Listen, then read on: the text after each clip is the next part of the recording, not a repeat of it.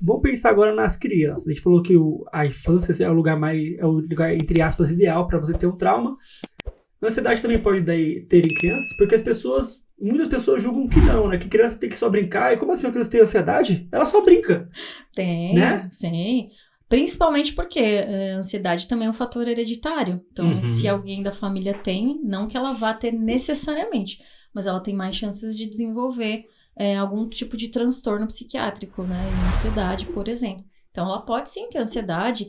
Ixi, já atendi várias pessoas, crianças inclusive, que apresentavam sintomas de ansiedade, né? Aquele mesmo esquema de não dormir à noite, eu acho que é o principal para criança, né? Não dorme porque vai esperar o dia seguinte para fazer tal coisa.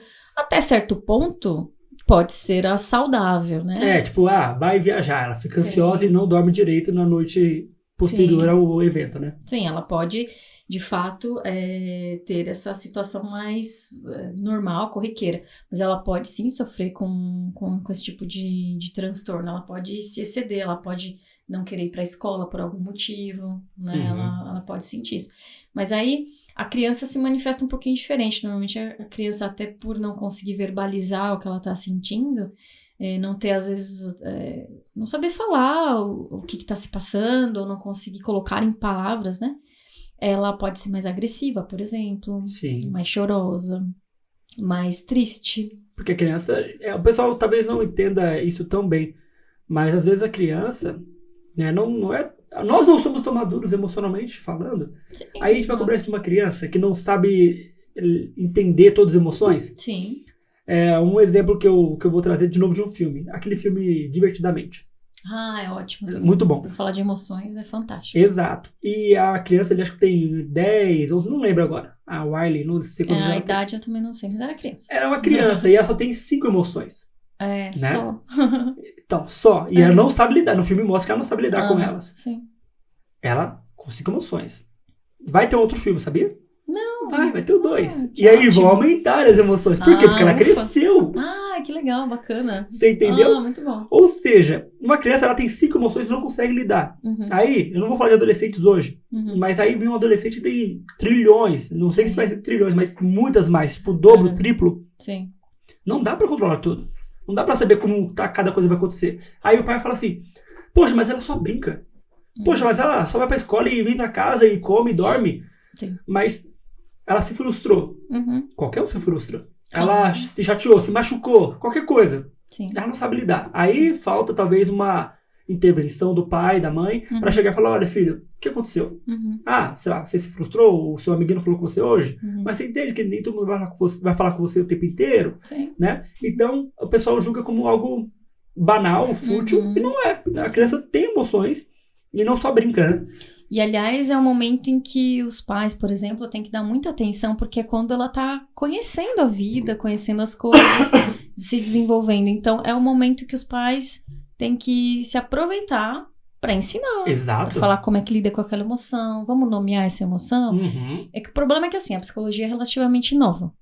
Então, se você for falar com pessoas de hoje, 70, 80 anos, elas já... acham que psicólogo é pra doido, psiquiatra é pra doido. Né? Tem esse estigma, né? Exatamente. Então, pessoas mais novas tendem a ser um pouco mais abertas a entender que tudo bem ir no psicólogo, tudo bem no psiquiatra, eventualmente. E falar sobre emoções é uma coisa mais nova também. Sim. Pra mim, tinha que ter na escola... eu penso igual. Ter um psicólogo que falasse sobre isso, um grupo, não sei, enfim, de alguma forma, mas colocar. Né? Eu tenho uma paciente que ela é professora, tenho duas, na verdade, mas eu falo mais com essa sobre isso, porque tem muitos problemas que acontecem na escola e geralmente, na escola não, com a criança, e ela tenta ajudar, né? Ela faz terapia, então ela pega algumas ferramentas que a gente trabalha na sessão e leva pra lá. Sim. E eu falo, fulana, por que não tem um psicólogo aí, fulana? Um só, não precisa ser assim, eu não ia pedir muito, um só. Ficar lá de plantão, entre aspas. E qualquer hora que as crianças quiserem falar, se expressar, chegasse lá e ficasse ali, não precisa ser uma hora também. Sim. É só pra saber que tem alguém ali pra te ouvir. Eu também penso igual. Então, e é engraçado, né? Eu atendo bastante adolescentes. E os adolescentes jovens, de forma geral, eles estão adoecendo bastante em termos de ansiedade, de depressão, né? E daí eu escuto esses adolescentes falarem que, não, porque minha amiga passou mal, tava com crise de ansiedade e tal. E não tem um psicólogo. Aí muitas vezes os professores chamam a fulana lá. Coordenador. Pode ser coordenador. Ou às vezes até um amigo mesmo. Fala, vai lá ajudar. Sabe? Então, não é que... Tudo bem, vai ter um apoio ali. Mas às vezes a pessoa não sabe o que dizer nesse momento. E ela pode piorar a situação. Então, assim, tem que ter psicologia na escola. Assim, não é nem a psicopedagogia focada no ensino, no aprendizado. Tudo bem. Pode ter. Lógico. Óbvio, é importante também. Só que assim, e para os sintomas de ansiedade, de tristeza, do bullying e de tudo mais que a gente vê nas escolas? Exato. Não tem. E como eu falei, não precisa ser um plano, sei lá, todo dia a Fernanda vai passar com o psicólogo lá. A menina Fernanda. Não. Pode ser só de plantão. Tá lá e, saiba que tem um psicólogo. Sim, alguém que atenda uma emergência. Então, se alguém lá tem uma crise de pânico, por exemplo, quem vai ajudar a pessoa, né? Quem que vai dar o suporte, acolher essa pessoa que está em crise? Às vezes é um coordenador, o diretor da escola, e que não necessariamente ele saiba o que está falando ou fazendo. Exato, e não é julgando, mas é uma realidade. Sim. Ele talvez não tenha a alçada para aquilo. Não é a formação dele, então Exato. Ele não vai saber falar e, infelizmente, aquela pessoa pode piorar o quadro dela por conta de achar que ela tá doida, porque aí vem o bullying também. Fulana tá doida, você viu o que ela fez? Você viu que ela... Surtou lá, ela surtou na sala. Surtou, essa palavra também que as pessoas usam de uma forma... pejorativa. Né? Exatamente, surtou, né? Tá surtada. Então, assim, infelizmente, né, se dependesse de mim, toda a escola teria. Sim. E teria não só isso, mas uma espécie de oficina, não sei. Isso começou a ter. Começou já a ter? Começou a ter, já, tipo... em algumas, né? Particular. Geralmente particulares, sim. Particular. Pública... Não. Pública tem uma outra, uma coisinha mais ou menos. Acho que tá começando um movimento importante, né? Tem uma aula lá, não sei se é... sei lá o que, experiência de vida, algo do tipo, algo que foge as eletivas, né? Também. Algo que foge do padrão do currículo escolar. Pelo menos tá começando, né? É um caminho, né? Quem sabe? Uma luz no fim do túnel. Quem sabe?